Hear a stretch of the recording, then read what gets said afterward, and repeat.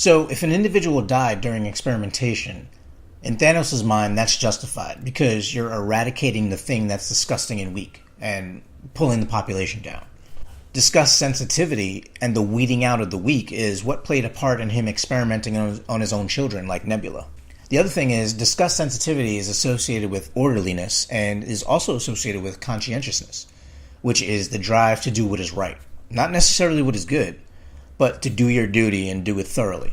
This is what drives Thanos to do what he does.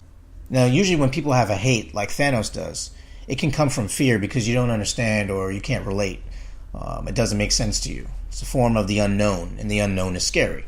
Therefore, I hate it, and I hate the feeling that comes with it. But Thanos' hate is different. It doesn't come from a lack of understanding that would produce like a fear. He's not afraid. He's disgusted. That's a very different thing. And this is the thing that will be the driving force and motivating factor for his mission in the Infinity War movie. Thanos' home of Titan was experiencing a situation that was going to destroy the planet.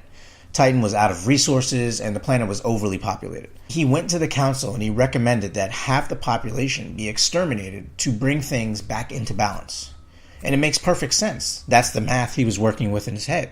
You needed order, you needed borders, you needed to cut off the cancer. To Thanos, his plan made complete sense because it was influenced by that disgust. Things were bad on Titan. It was like a cancer spreading, and you need borders around diseases. You have to limit the movement so it doesn't spread and create greater harm. You got to clean things up. And this approach is actually something Thanos perceived as being compassionate. To him, it was a show of mercy.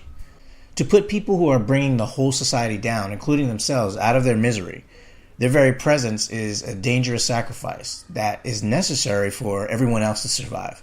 This is how he arrived at that solution that he presented to the council. Now, obviously the council thought that this notion was absolutely insane. Just destroy half the population? You're a madman. Thanos ended up being exiled and declared insane, and the planet of Titan ended up being destroyed anyway.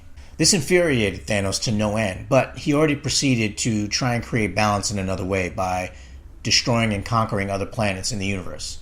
This was his conscientious mission, at least in his own mind.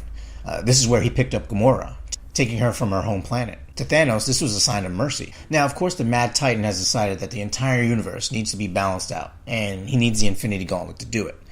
Thanos will bring balance to the universe, and the heroes won't know what hit them.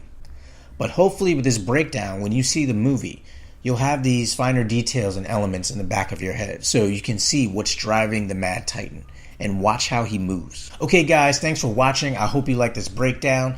Don't forget to like and subscribe, and stay tuned for part 2 to this that talks about the anti-psychology, or the only psychology that can defeat Thanos, which actually I think you'll find interesting. And check this out. So I have a death list for this movie of characters that I think they're all going to bite it. But it was only about 5 people. But then I decided, since I did this breakdown, to use Thanos psychology. And when I recreated the list, that number went up to about 8. Leave a comment below. Give me your list. Who do you guys have on your death list? Let me know.